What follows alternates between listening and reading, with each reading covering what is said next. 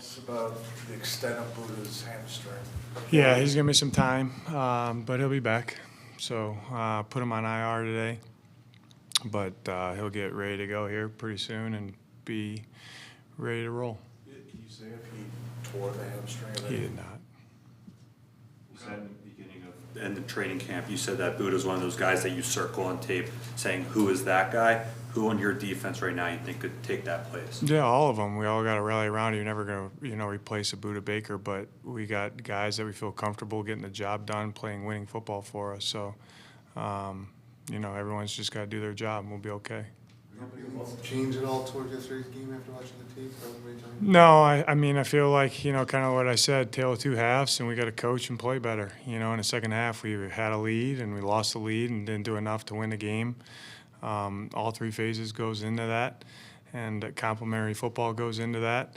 And our guys know what we got to get done and improve at quickly if we think we're going to close out leads and get some wins here.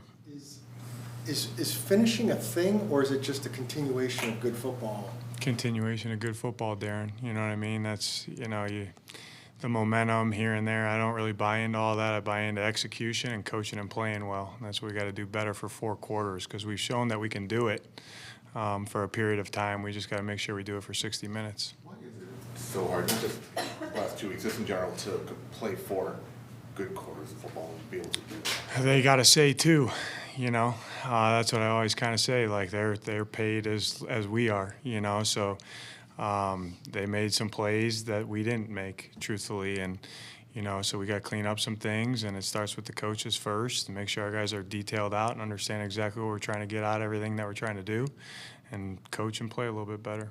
When you got a guy like Josh Dobbs who's come late, he's in a leadership role, he's trying to become one of the guys. When you see him run over a guy and go to the end zone, what does that do for his? You saw the sideline. He's a competitor. You know what I mean? The guys know that about him, but I thought that was an excellent play. He used his legs on that one. They covered the route pretty good. And an explosive run for a touchdown, especially the way that he finished it. It was a primetime play. How did Connor come out of the game? He had the calf going into the game, but he guts it up. Yeah, he played extremely well. We kind of rode the hot hand there a little bit. I actually wanted to get him some other guys involved a little bit more, but he was rolling pretty good and played extremely well. He played winning football yesterday. What are you finding your role is when things kind of start to go south, when execution isn't as high as it needs to be and they're making plays? Yeah, you got to talk to the coaches and see what's going on, in real time. And then, the game adjusts for the play callers as the score and time adjusts. So just the resource for those 3 guys, with Jeff, Drew, and Nick. And, you try to encourage a little bit and try to solve problems, really. You see things going on that aren't right. You got to be a problem solver on game day. So I think myself and all the coaches got to do a little bit better job.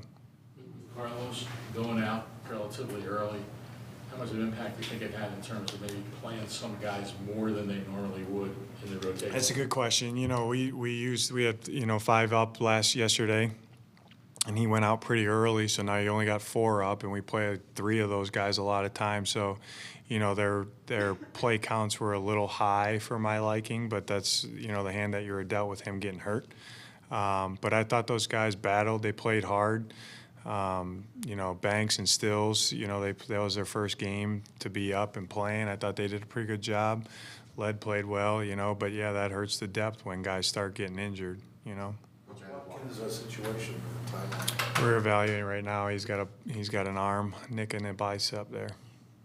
Coach, was Buddha Baker on the sideline yesterday with No, I told him to stay home. On offense with Josh, so great in the first half, and then the second half, was it certain things they were doing?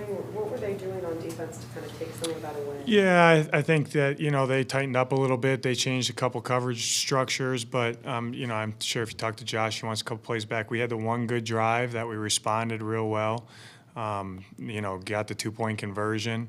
And I think, just a couple of those, there's a couple negative yardage plays. We cleaned some of that up, I felt, but we still went backwards a little bit. And like, again, they have a say too, but we got to clean some of those things up. Some things on technique, some things on scheme, some things on fundamentals, you know, but that gets you behind the sticks a little bit. It's just hard, you know, in today's NFL. So I thought he played extremely well, though. I liked how he operated. Like we said, made some plays with his legs, with his arm. So I feel like, just like all of us, we got to put 4 quarters together.